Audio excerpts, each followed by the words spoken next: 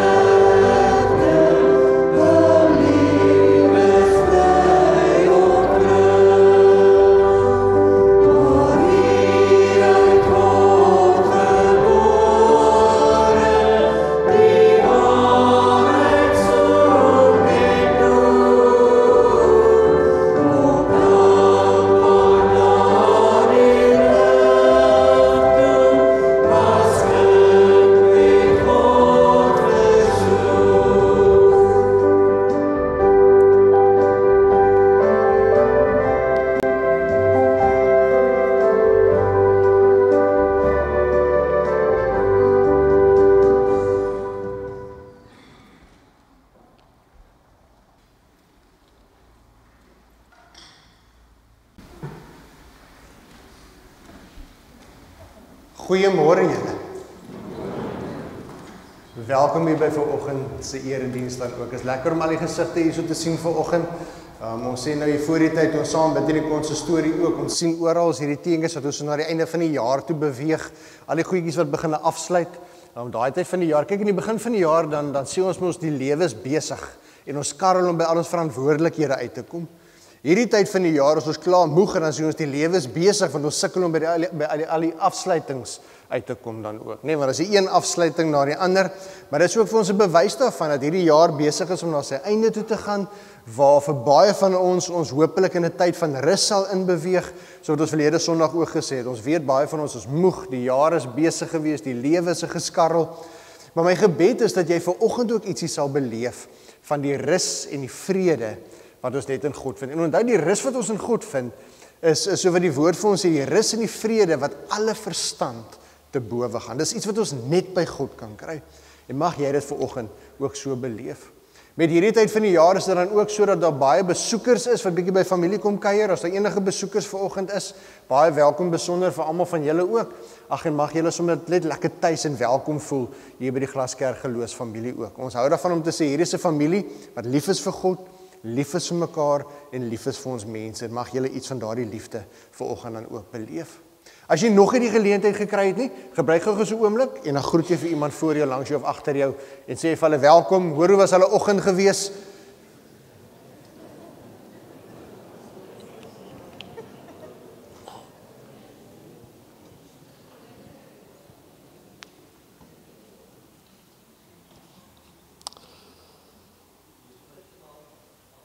Hier is nie baie afkondigings vanoggend nie, vriende. Ek wil net gou vra tannie Susie de Wit, as jy hier, steek eens met jou hand op as jy hier is.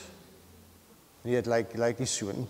Die 2 Desember het tannie Susie 82 lewensjare oud. So op haar verjaarsdag dink ons ook spesiaal aan haar en vir die nuwe lewensjaar wat voor lê, mag dit 'n geseënde nuwe lewensjaar dan ook wees.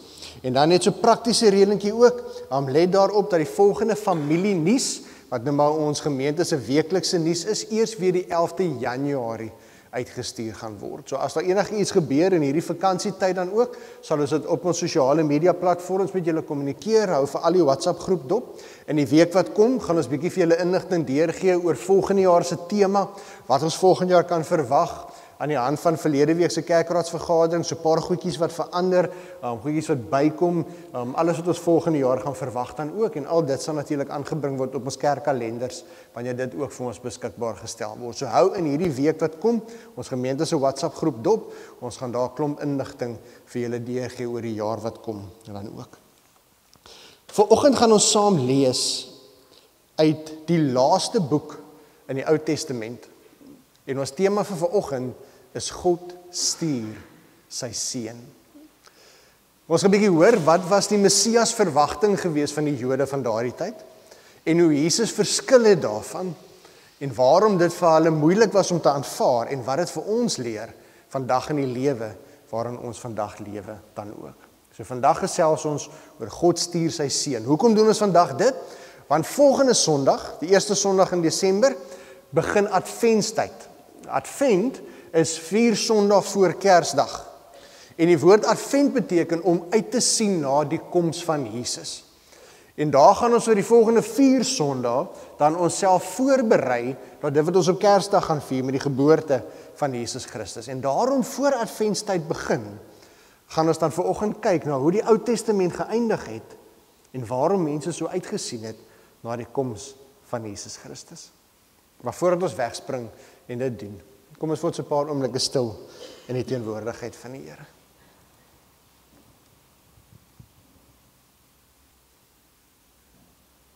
Abba. Here, U is ons hemelse Vader, wat elkeen van ons sal lief gehad het nog voordat ons in ons moederskoot gevorm is. Wat elkeen van ons op U naam roep en sê ons behoort aan U. Here, U is die almagtige Skepper God.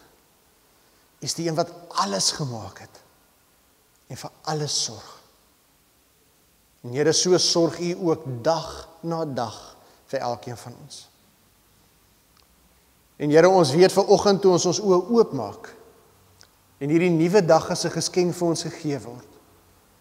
Here, weet ons dat U liefde en U genade vandag weer eens vir ons nuut is en weer eens vir ons genoeg is, soos wat dit elke dag is. Ja, Here, in U is alles wat ons nodig het. In U vind ons die ware lewe, die ewige lewe. En Here, ons is vanoggend hier omdat dit ons hartsbegeerte is om U stem te hoor, om U wil vir ons lewe te verstaan. Here, want ons wil U hart leer ken en ons wil nader kom aan U. En Here, U beloof vir ons in U woord dat as ons tot U nader, sal U tot ons nader. Hier is ons Here. Ons vra dat U ons vanoggend sal ontmoet. Kom nader, Here, nog naby, sodat ons die hartklop kan voel en die stem duidelik kan hoor.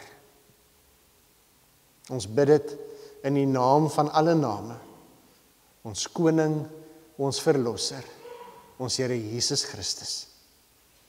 Amen. Liewe gemeente, vriende, ek groet jou dan ook vanoggend in die naam van die drie-enige God. Die Vader wat jou so lief het dat hy sy seun gestuur het om vir jou aan die kruis te sterf.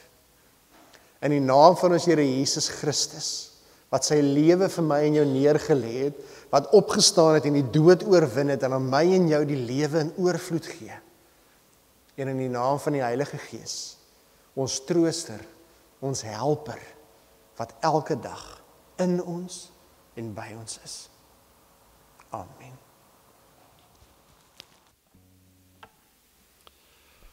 Ons gaan vanoggend so 'n paar van ons meer ouer bekender liedjies vanoggend sing tydens ons lofprysing aan die Here.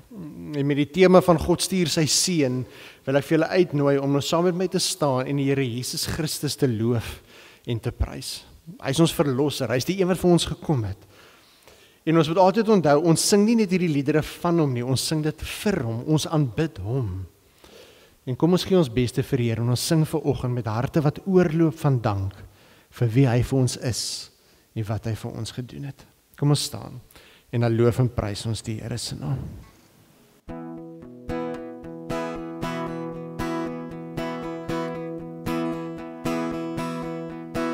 Besing die lof van Jesus saam, o engele bring hom.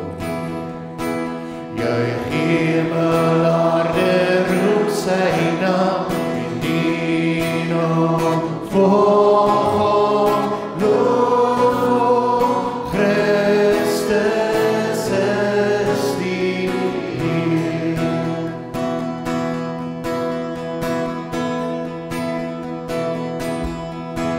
O nageslag van Israel, gee U Messias eer.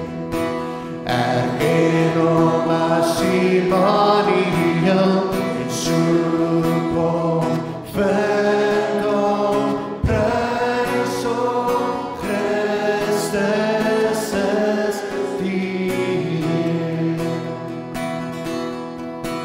Wees volkere opreg en wys, besef dat hy regeer.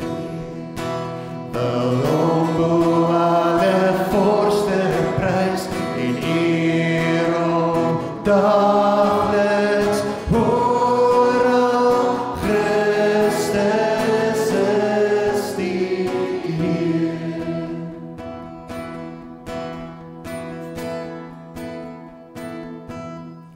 Hy is hier, hy is hier, hy is oorwinnaar oor die dood en hy is hier.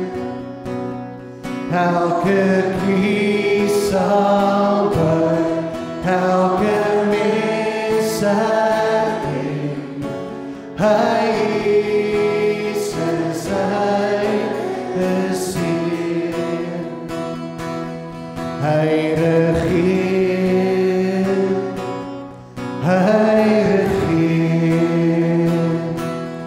van die regterhand van God, want hy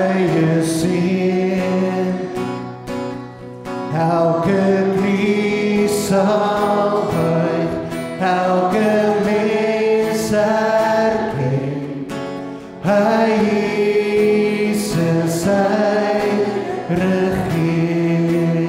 Hy kom weer, hy kom weer, hy kom weer, op die wolke om te oordeel, hy is hier. Elke knie sal buig, elke mens erken, hy Jesus, hy kom weer. Elke knie sal buig, elke knie sal buig, elke mens erken, hy Jesus, hy kom weer. Amen. Kom ons neem ons sitplekke in.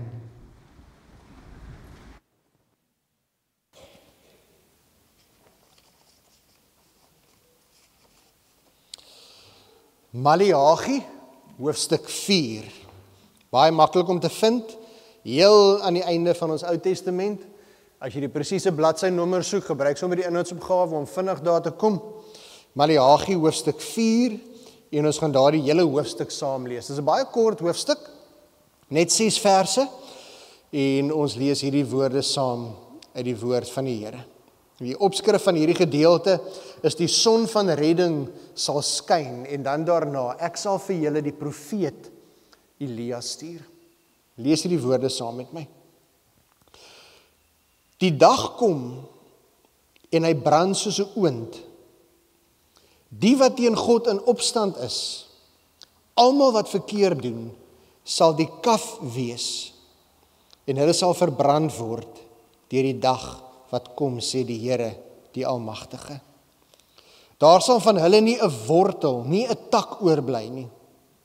Maar vir julle, wat eerbied het vir my naam, sal die son van redding skyn, met genesing in sy strale. Julle sal vry word en bokspring soos vetgemaakte kalwers. Julle sal die goddeloses vertrap, dat hulle so stof onder julle voete word. Die dag as ek ingryp, sê die Here, die Almagtige. Onthou die wet van my dienaar Moses, die voorskrifte en die bepalings wat ek aan hom by Horeb gegee het vir die hele Israel. Ek gaan vir julle die profeet Elia stuur, voordat die dag van die Here kom, die groot, die verskriklike dag.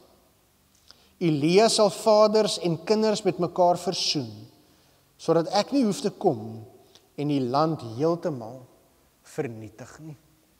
Ek lees weer van ons sy laaste deel, vers 5. Ek gaan vir julle die profeet Elia stuur, voordat die dag van die Here kom, die groot, die verskriklike dag. Elia sal vaders en kinders met mekaar versoen, sodat ek nie hoef te kom en die hele land te vernietig nie. Tot sover wat ons hierdie gedeelte lees uit die woord van die Here.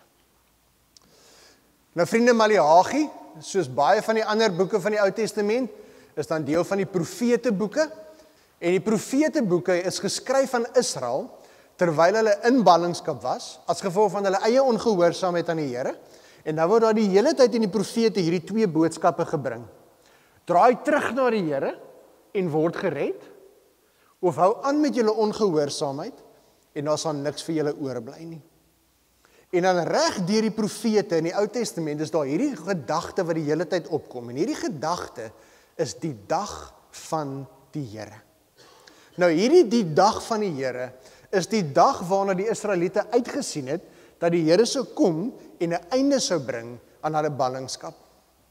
Die dag wanneer die Here die Assiriese koning sou oorwin en Israel nou sou terugbring Jerusalem toe, die tempel sou herbou word en Israel sou weer herstel word as die nasie wat hulle van tevore was.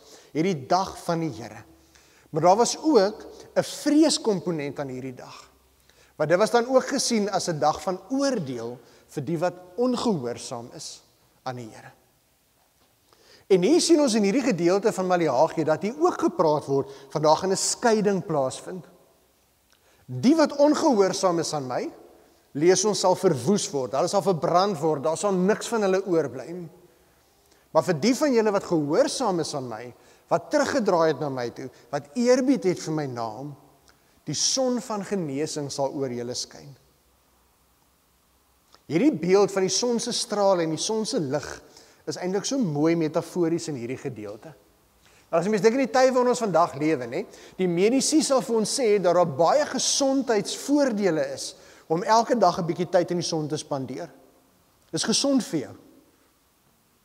Maar dis nou naas hier in Suid-Afrika waar jy nou 'n goeie sonblok moet opsit en anders gaan jy nou brand in die son. Ons praat nou nie van daai deel nie. Dis gesond vir jou om bietjie tyd in die son te spandeer. En tog lewe ons vandag in 'n tyd waar al hoe meer mense dit nie doen nie. As mens dink, hoeveel van ons is tuisgebonde? Die oomblik wanneer dit te warm raak op buite, wat doen ek? Ek bly eerder in my huis. Of ek kom nie regtig buite nie. En of dit nou warm is of nie uitermate warm is nie, ons lewe in 'n wêreld waar mense al hoe meer geïsoleerd lewe, binne hulle huise lewe, privaat lewe en iets eenvoudigs, soos nie meer elke dag tyd maak om buite in die son te gaan wees, 'n entjie te gaan stap of in die tuin iets te doen sodat ek iets van die son se genesende krag kan beleef nie. En is iets daarvan wat ons lees in hierdie gedeelte ook.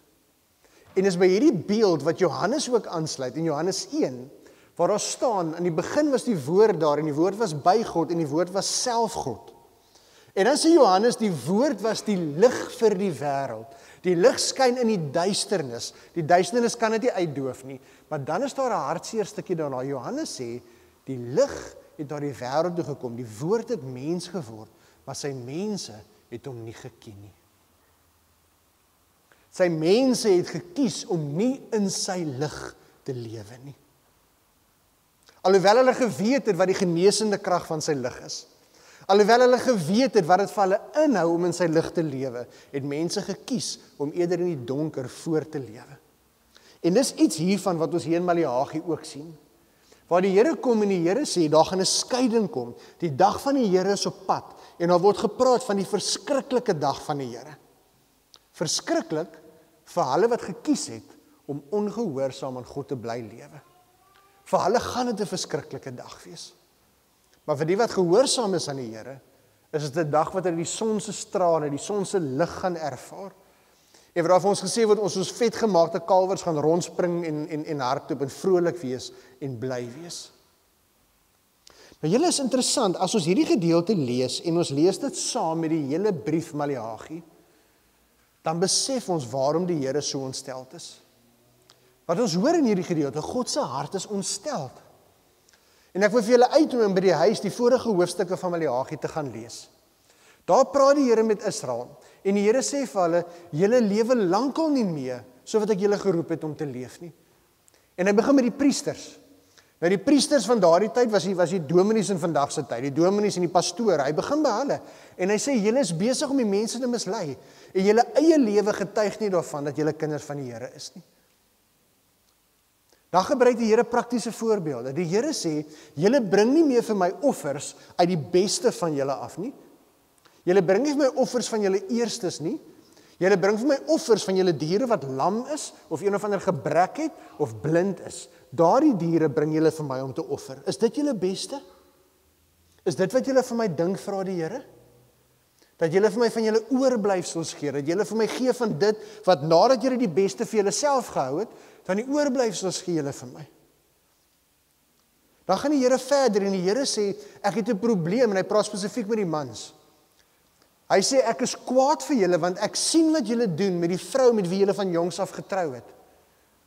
Die Here sê, ek sien, en hy gebruik nie sagte woorde nie, so as die kinders is verskoon, maar dis wat die woord van die Here sê, nie wat die dominee sê nie.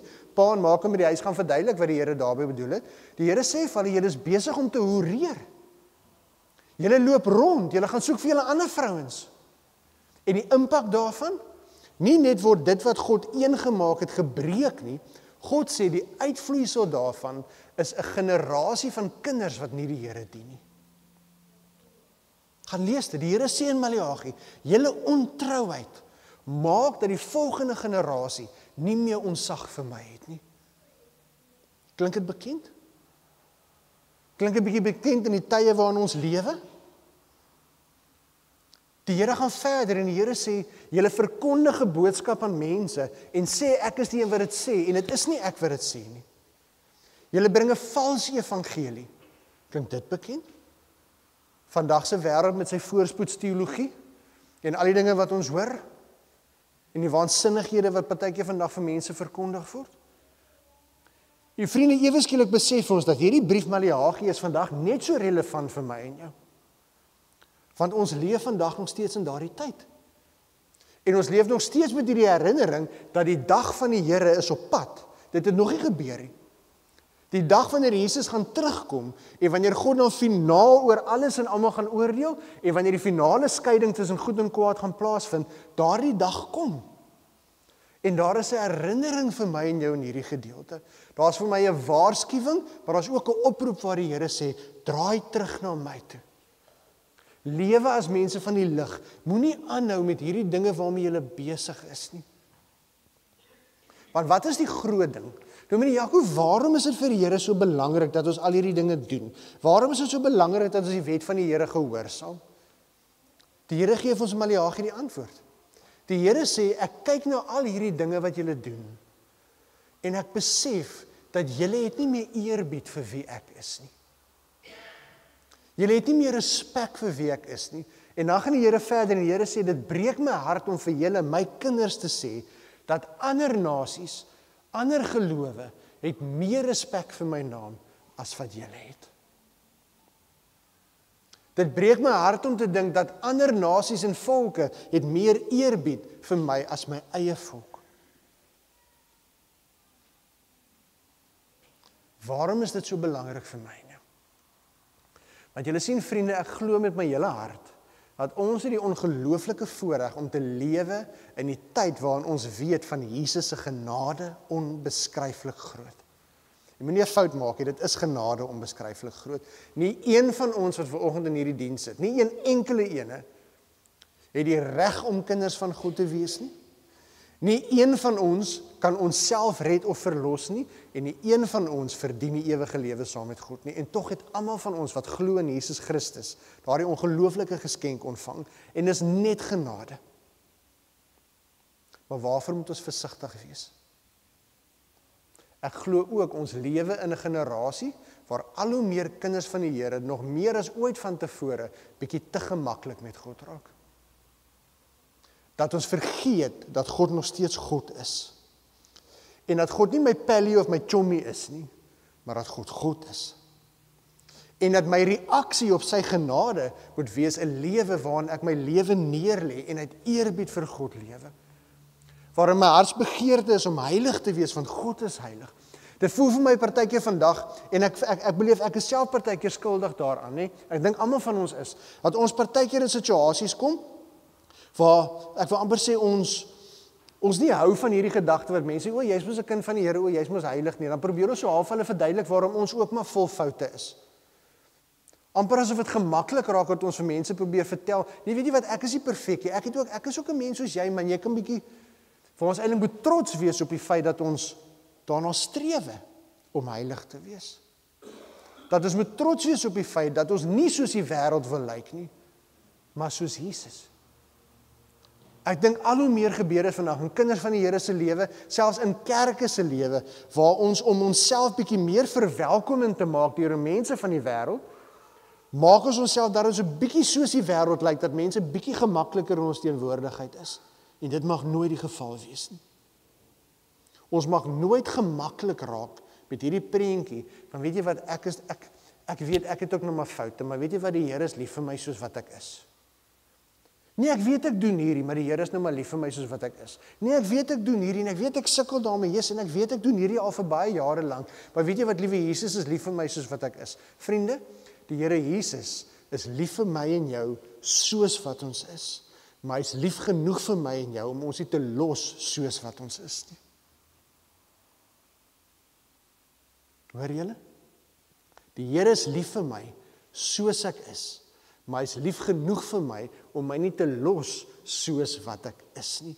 En wanneer Jesus 'n werklikheid in my lewe word, wanneer ek regtig my lewe neerlê by Jesus se voete en Jesus aanvaar as my persoonlike verlosser en saligmaker, dan sê die woord, word ek weergebore, word ek deur die Heilige Gees gebore en onvermydelik moet iets verander.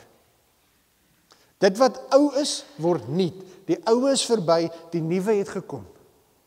En daarom as ek sê ek glo in Jesus en ek het my hart vir Jesus gegee, maar ek lewe nog steeds in die ou lewe en niks het eintlik verander nie, dan moet ek vir myself eerlik afvra of ek al my lewe neergelê het.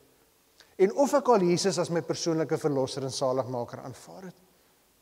Dit beteken nie ek gaan nie nog steeds foute maak nie. Kinders van die Here maak foute, maar jy worstel daarmee, jy stoei daarmee, want jou hartsbegeerte is om heilig te wees soos wat God heilig is, sodat ek en jy deur ons lewe vir die wêreld wys dat ons het 'n ontsettende respek en eer vir ons God en Hemelse Vader. Elke keer in die Bybel, wanneer ons sien dat iemand vir Jesus ontmoet, weet julle wat se reaksie wat by hulle plaasvind? Toe Jesus aan Petrus verskyn, wat doen Petrus? Val op sy knieë en sê vir die Here, gaan weg van my af, Here, want ek is 'n sondaar mens. Toe Jesaja, die profeet Jesaja, die visioen sien van God op sy troon, wat sê Jesaja ook? Dit is klaar met my, want ek is nie heilig nie, en ek is in die teenwoordigheid van die heilige God. Wanneer ek in aanraking kom met Jesus, en Jesus my 'n werklikheid word, dan raak ek bewus van wie ek was voor Jesus, en dat ek 'n hartsbegeerte om iemand te wees, elke dag meer en meer, soos Jesus, soos God. En daarom is dit dalk goed dat in hierdie koms wat ons dink aan Kersfees, dat ons mekaar herinner daaraan, dat onthou Kersfees, onthou ons dat Jesus gekom het, maar ons onthou ook dat Jesus weer kom. En hierdie gedagte van Maleagi is ons herinnering daaraan, word gesê, die dag van die Here is op pad, Jesus kom eendag weer. En onthou in alle tye, daar gaan 'n skeiding plaasvind.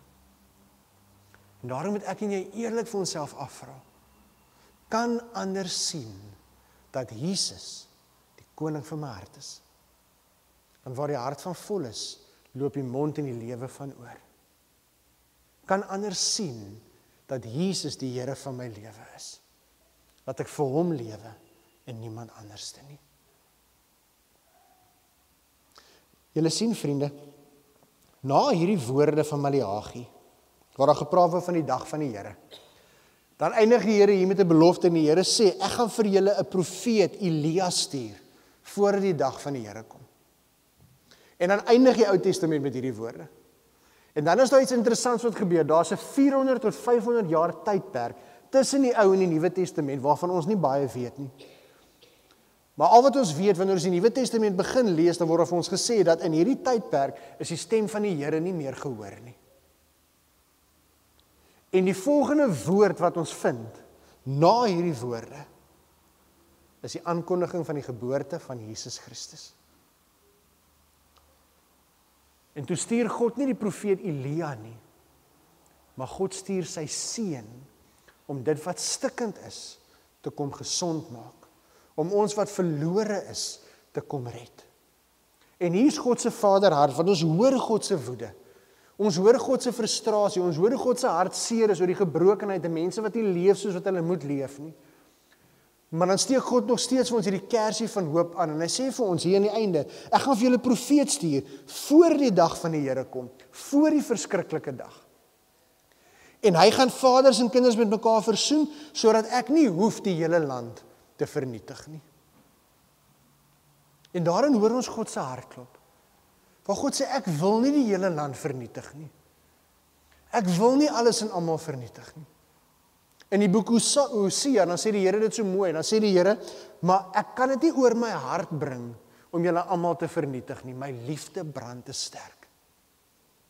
En daarom toe God gesien het, dat mense verder en verder en verder en verder van hom afdwaal, wat is God se reaksie daarop? Hy stuur sy seun, en God word mens, en kom na ons toe, om ons te kom red. om ons te kom red van die keuses en die gevolge van ons eie keuses, om ons te kom red van die gevolge van ons eie sondigheid. Kom God na ons toe. Hy wag nie vir ons om terug te draai na hom toe nie. God roep keer op keer op keer, draai terug na my, draai terug na my, draai terug na my. En die mense sou dink, en die mense sou verstaan het, nie, as God opgetree het, so wat ons baie keer in 'n verhouding optree. Ek vra jou asseblief hou op, ek vra jou asseblief hou op, ek vra jou asseblief moet dit nie weer doen nie, weet jy wat jy verander nie? Dankie, ek sien nie meer kans vir hierdie verhouding nie. Nee? Of op die minste, weet jy wat, pappa gaan slaap op die bank, mamma is nou kwaad. God doen nie dit nie. God waarsku, God roep, God sê vir ons, draai terug na my toe. Die dag van die Here is op pad, draai terug na my toe. En toe God hoor dat mense nie luister nie, dat mense keer op keer hulle rug op hom draai, wat doen hy? God kom na ons toe. God kom na ons toe. En dis nie die eerste keer wat God dit doen nie. Reeds in die verhaal van Genesis, toe Adam en Eva afgedwaal het en gesondig het en die tuin weggekry het, wat het God gedoen? God het hulle kom soek. En keer op keer sien ons dit in die Bybel, dat God mense wat verlore is, verlore skapies, kom soek. En hier is die belofte aan die einde van Maleagi, waar die Here sê, ek gaan julle kom soek. En die Israeliete het die profeet Elia verwag, want dis wat in hulle geskrifte gestaan het. Dis hoekom toe Jesus van die mense vra, wie sê die mense is ek? Toe antwoord die disippels, sommige sê Elia, anders Johannes die Doper. En toe vra Jesus van hom, maar wie sê julle is ek? En Petrus antwoord, U is die Christus, die Seun van die lewende God. Petrus wat raak sien, dat die Here stuur nie die profeet Elia nie, die Here stuur sy eie, God stuur sy Seun, sy gesalfde, om ons te kom red. En nie net kom versoen hy vaders en kinders nie, hy kom versoen kinders met hul Vader. Die woord sê, hy het al ons sonde in sy liggaam aan die kruis gedra. En alles wat in die pad gestaan het tussen ons en God, alles wat dit onmoontlik gemaak het om vir ons in 'n verhouding met God te lewe, het Jesus in hom aan die kruis gedra. En nou kan ons met vrymoedigheid na die genadetroon toe gaan lees ons uit die woord van die Here. Ons kan nou weer in 'n verhouding met God lewe en weet ons hoef nie te vrees vir die dag van die Here nie, maar dit gaan 'n wonderlike dag wees wanneer Jesus terugkom. Maar dit bring ons nog steeds by 'n keuse. Want julle sien, vriende, vir baie van die Jode, toe hulle besef, Jesus is nie Elia nie. Jesus is nie die profeet wat sou terugkeer nie, het Jesus verwerp. Die oomblik toe Jesus nie inpas in hulle prentjie van wie hy veronderstel is om te wees nie. Toe Jesus nie inpas in die prentjie wat hulle gehad het van wie God is nie. Toe sê hulle, ons wil eerder nie, kruisig hom. En wat 'n hartseer realiteit is dit nie, dat God tussen mense kom woon het, elke dag. Hy het mense van God geleer, hy het die Vader vir hulle gewys, Jesus het vir hulle die betekenis van die wet uitgelees, sodat hulle in 'n verhouding met God kan lewe. Hy het vir hulle presies kom wys wat 'n verhouding met God beteken, en hy het alles gedoen sodat ons in 'n verhouding met God kan lewe. En dan gee hy ons 'n keuse, en soveel mense toe, en vandag nog steeds sê, dankie, maar nee dankie.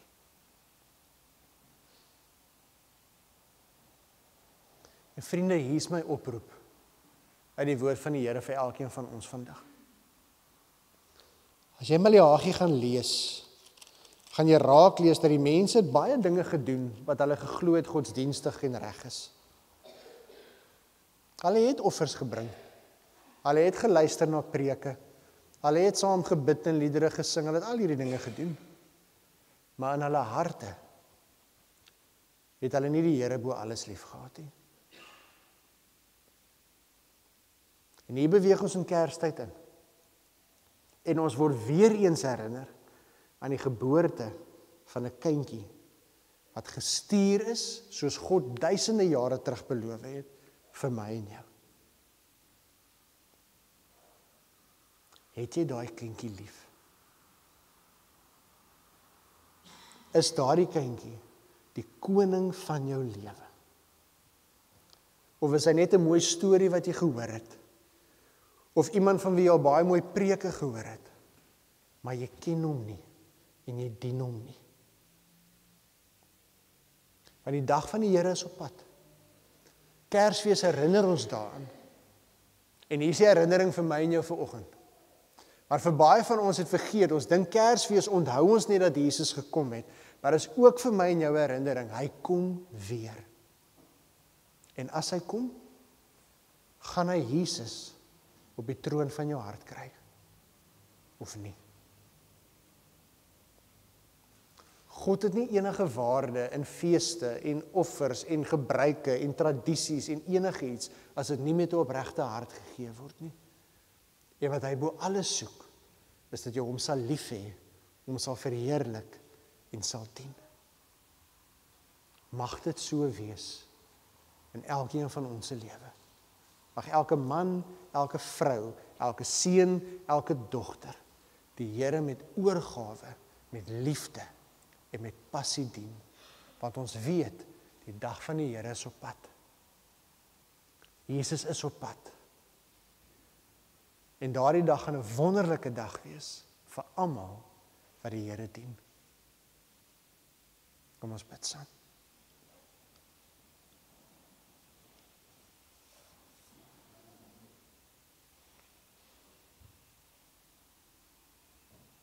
Here, ons wil vir U so dankie sê, vir U goedheid, en U guns, en U genade oor ons lewe. Here, die wete dat ons deur genade alleen die geskenk ontvang het, om in 'n verhouding met God te kan lewe, om met vrymoedigheid na U genade troon toe te kom. Here, daar's niks wat vir ons meer beteken as U nie. Here, ons weet ons verdien niks daarvan nie. Inteendeel, Here, ons verdien die teenoorgestelde.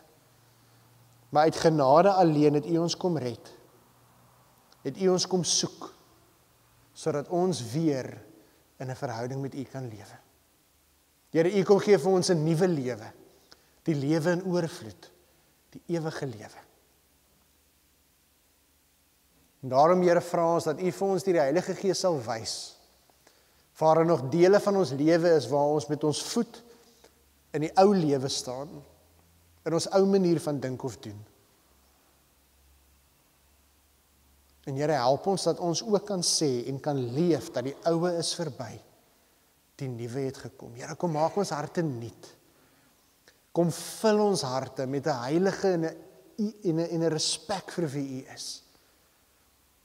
Here, kom steek weer die passie in ons harte aan die brand, sodat ons U met oorgawe sal dien, in ons persoonlike lewe, in ons huwelike, in ons huisgesinne, in ons werkplek, Here, in elke area van elke dag van ons lewe. Want Here Jesus, ons weet U kom eendag weer. Die dag van die Here is op pad. En Here, ons sien uit na daardie dag, wanneer ons saam met al die kinders van die Here, saam met U in ons Vaderhuis sal wees. Maar tot dan, help ons om in hierdie lewe, hier en nou, U met oorgawe te dien. Ons bid dit in die naam van ons Here Jesus Christus, ons koning wat gekom het en wat eendag weer kom. Dankie Here dat ons kan lewe deur U en in U. Amen.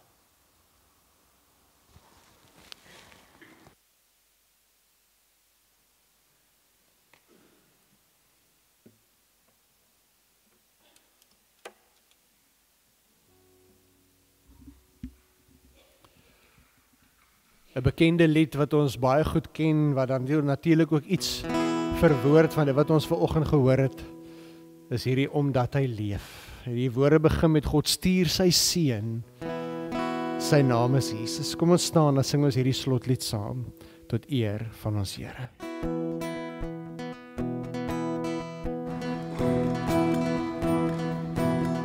God stuur sy seun, sy naam is Jesus, Hy het ons lief. Hy kom bevry. Hy maak weer heel. Die wat gebreek is, die lewe is die moeite werd, omdat hy leef, omdat hy leef, sien ek kans vir môre, omdat hy leef, sal ek nie vrees, omdat ek weet, ja ek weet, hy hou die toekoms. Die lewe is die moeite werd, omdat hy leef. En eendag thuis, in my Vader woning, sal vrede heers. Geen oorlog meer, geen lyding pyn, siekte of dood meer. Die lewe is die moeite werd, omdat hy leef, omdat hy leef, omdat hy leef, sien ek kans vir môre, omdat hy leef, sal ek nie vrees. Ja ek weet, hy sal getrou bly. Hy is die een verreese seun van God wat leef.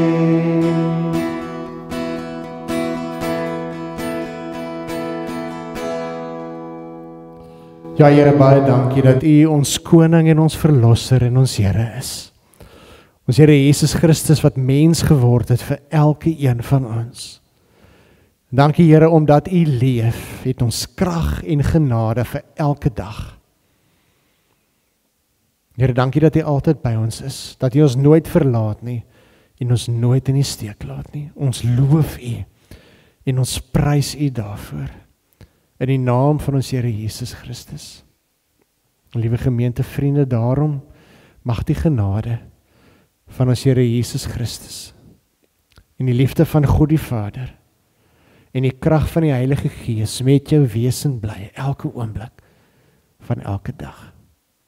Die Here seën jou, gaan wees 'n seën vir ander.